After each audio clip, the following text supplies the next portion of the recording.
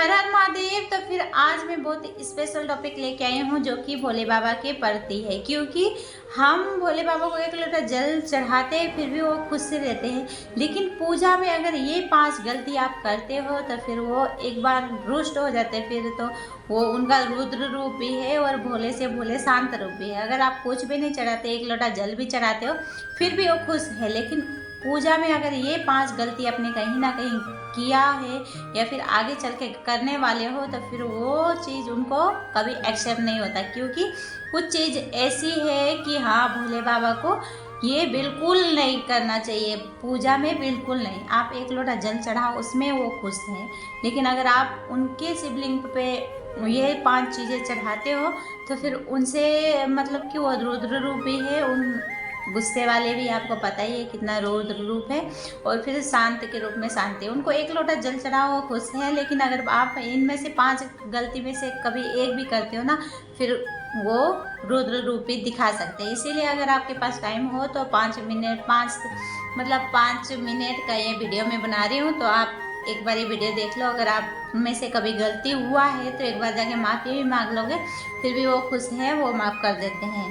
ठीक है, तो फिर वीडियो को शुरू करते हैं। अब पहला सबसे बड़ा गलती है कि हम पूजा तो बहुत श्रद्धा से करते हैं उनका, लेकिन क्या आप जानते हो कि अनजाने में की गई कुछ छोटी गलतियां हमारी पूजा के फल को कम कर सकती है। शिव महापुराण के अनुसार कुछ खास नियम बताए गए हैं।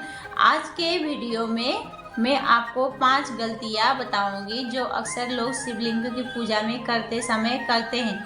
वीडियो को अंत तक जरूर देखना, क्योंकि 5वां गलती सबसे ज़्यादा लोग करते हैं, इसीलिए हमारे को ये गलती बिल्कुल नहीं करना है। ठीक है, सबसे पहले आती है गलती नंबर 1, केतकी का फूल। केतकी का फूल भोले बाबा को बिल्कुल नहीं चढ़ाना है। पौराणिक कथा के अनुसार ब्रह्मा जी ने एकजुट में साथ देने के कारण भगवान शिव ने केतकी के फूल को श्राप दिया था कि उनकी पूजा में ये फूल कभी इस्तेमाल नहीं होगा। अगर आप ये फूल चढ़ाते हैं तो महादेव रुष्ट हो सकते हैं। हमेशा याद रखें, महादेव को बेलपत्र और धतूरा ही प्रिय होता है। तो अगर आप कभी भी केतकी का फूल लेके जाते हो तो भोले बाबा पे बिल्कुल नहीं चढ़ाना, क्योंकि वो फूल भोले बाबा कभी भी स्वीकार नहीं करते। आप धतूरा बेलपत्र चढ़ाते हो, वो उनको बहुत प्रिय है, इसलिए आप हमेशा चढ़ाओ तो धतूरा बेलपत्र चढ़ाओ। अगर आपके पास कुछ भी ना हो तो एक लोटा जल चढ़ाओ, वो पेट से भी खुश है। अगर एक लोटा जल भी आपके पास ना हो तो बस उनके सामने जाके महादेव महादेव महादेव 3 बार महादेव बोलोगे ना, वो आपके सारे दुख कष्ट दूर करेंगे। ठीक है, तो फिर गलती नंबर 2 है शंख में जल अर्पित करना। उनके सामने शंख पे, बाकी माता रानी हो गए, बाकी भगवान विष्णु, चाहे कोई भी भगवान को शंख में जल अर्पित कर सकते हैं हम, बाकी भोले बाबा को नहीं।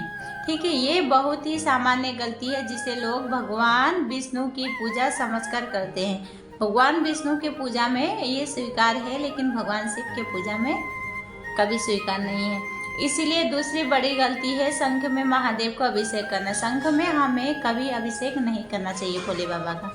वैसे हम मतलब पंडित सब करते हैं, वैसे हम अगर आप सब भी करते हो तो फिर ध्यान देने वाली बात है।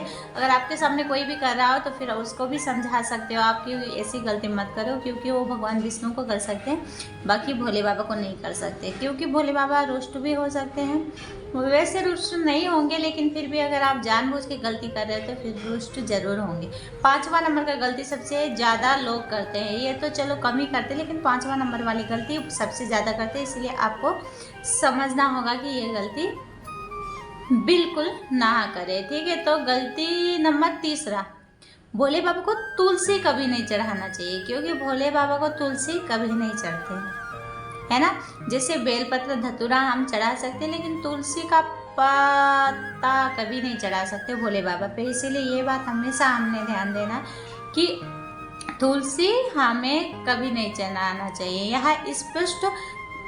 यहाँ स्पष्ट रूप से मैं आपको बताती हूँ कि तुलसी क्यों ना चढ़ाना चाहिए।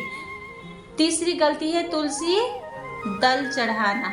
अक्सर लोग हर पूजा में तुलसी का प्रयोग करते हैं, लेकिन महादेव की पूजा में तुलसी वंचित है। महादेव की पूजा में ही वंचित है, बाकी कोई भी पूजा में हम चढ़ा सकते। इसके पीछे जलंधर और वीरदा की कथा है। तो तीसरा नंबर का गलती है कि महादेव को कभी तुलसी का पत्ता नहीं चढ़ता है। कुछ लोग ऐसे गलती कर सकते हैं कि तुलसी का पत्ते भोले बाबा पे चढ़ा सकते हैं, इसीलिए इसका विशेष उल्लेख किया गया है शिव महापुराण के अनुसार कि तुलसी का पत्ता क्यों नहीं चढ़ाना चाहिए हमें, ठीक है। तो फिर तुलसी का पत्ता इसलिए नहीं चढ़ाना चाहिए महादेव की पूजा में कि इनके पीछे जलंधर और वीरदा की कथा है। महादेव ने तुलसी के पति जलंधर का वध किया था। भोले बाबा ने तुलसी के पति का वध किया था, इसलिए उन्होंने शिव पूजा में खुद को अलग रखा है। शिव जी को केवल बेल पत्र ही अर्पित करें, ठीक है। अगर आपने कभी भी ऐसी गलती किया है तो फिर माफ़ी मांग सकते हो भोले बाबा से, हो तो भोले बाबा ऐसे भी माफ़ कर देते। अगर आप जानबूझ के चढ़ा रहे हो तो फिर वो गलती आपका कभी कभी फल नहीं मिलता, उसका विफल मिलता है। फिर आपको कुछ दुख कष्ट भी हो सकते हैं, फिर उसका कुछ भरपाई भी करना पड़ सकता है। क्योंकि अगर जानबूझ के किया गया गलती उसको माफ़ नहीं होता। अनजान में गलती चाहे कितना भी बड़ा हो जाए वो माफ़ी कहलाएगी, लेकिन जानबूझ के किया गया गलती वो कभी नहीं माफ़ है। तो फिर नंबर 4 वाली गलती तो अक्सर लोग करते हैं, क्योंकि ये गलती काफ़ी लोग करते हैं। अगर इसमें से आपने भी कभी किया हो तो फिर एक बार माफ़ी ज़रूर मांगना, वो माफ़ कर देते हैं हर एक बच्चे। नारियल चढ़ाना और उसका पानी चढ़ाना। भोले बाबा को नारियल नहीं चढ़ता है ना। माता रानी को नारियल चढ़ता है, चुन्नी उड़ा के चढ़ा देते हैं। फिर वीर बजरंगबली को, काली माँ को, चाहे बाकी सब भगवान को चढ़ सकता है, लेकिन नारियल महादेव को कभी नहीं चढ़ता। तो चौथी गलती है नारियल पानी से अभिषेक करना। नारियल पानी से कभी भोले बाबा को अभिषेक नहीं किया जा सकता। आप महादेव को साबुत नारियल भेंट कर सकते। साबुत जो पूरा गठरी होता है ना वो भेंट कर सकते, लेकिन कटा फूटा या फिर पानी उसका नहीं चढ़ा सकते, ठीक है। तो फिर लेकिन शिवलिंग पर नारियल फोड़कर उसका पानी नहीं चढ़ाना चाहिए। नारियल को लक्ष्मी जी का स्वरूप माना जाता है और महादेव बैरागी है। साथ ही शिव पर चढ़ाई गई चीज़ें निर्माल्य हो जाती है, जिन्हें ग्रहण नहीं किया जाता, जबकि नारियल पानी का प्रसाद पीना जरूरी होता है, इसलिए इसे चढ़ाने से बचें। वैसे बोला जाता है महादेव पे नारियल का पानी नहीं चढ़ाना चाहिए, प्रसाद के रूप में पीना जाना चाहिए। और फिर वैसे भी अगर मतलब कि भोले बाबा को साबुत चढ़ता है, जैसे कटा पीटा जल्दी से चढ़ता नहीं है। फिर भी अगर मेरे से कुछ गलती हुआ हो तो मुझे माफ़ कर देना। अगर आपको इस टॉपिक में पता है तो फिर मेरे को ज़रूर बताना कमेंट में, क्या पता मैं ही गलत हूँ, है ना। वैसे मैंने तो कहीं से मतलब कि काफ़ी इधर उधर से देख के और मैंने लिख के स्ट्रिप बना के रखा हुआ कि कहीं मेरे से गलती ना हो जाए। अगर मेरे से गलती कहीं हुआ है तो फिर आप मेरे को बता सकते हो कि हाँ नारियल चढ़ सकता है या नहीं चढ़ सकता, भोले बाबा को काट के चढ़ सकता है या नहीं चढ़ सकता। तो काफ़ी मतलब गुरु बोलते हैं कि हाँ भोले बाबा का प्रसाद हम खा सकते हैं, कुछ कहीं बोलते हैं कि नहीं भी खा सकते। उस चीज़ के लिए भी एक जल्दी से वीडियो लेके आऊँगी मैं, तो पता करके कि इधर उधर से शिव महापुराण के अनुसार भोले बाबा पे जल चढ़ मतलब कि भोले बाबा पे जल चढ़ता है वो खा सकते कि नहीं खा सकते। तो फिर कुछ लोग बोलते हैं वो नहीं कर सकते या नहीं कर सकते। फिर भी मैं वीडियो एक लेके आऊँगी, तो फिर ये आपको भी क्लियर हो जाएगी, मेरे को भी क्लियर हो जाएगी। क्योंकि मैं साइड में ना लिख के रखती हूँ, एक स्क्रिप्ट तैयार करती हूँ, उसके बाद उसको देख के मैं बोलने की कोशिश करती हूँ। अगर मेरे से कुछ गलती हुआ हो तो मेरे को ज़रूर माफ़ करना, ठीक है। तो फिर ये 5वां नंबर का सबसे बड़ा गलती है, ठीक है। ये सबसे महत्वपूर्ण पॉइंट है हमारा कि ये सब तो चलो वो माफ़ भी कर देते, फिर ये लास्ट वाला पॉइंट बहुत है।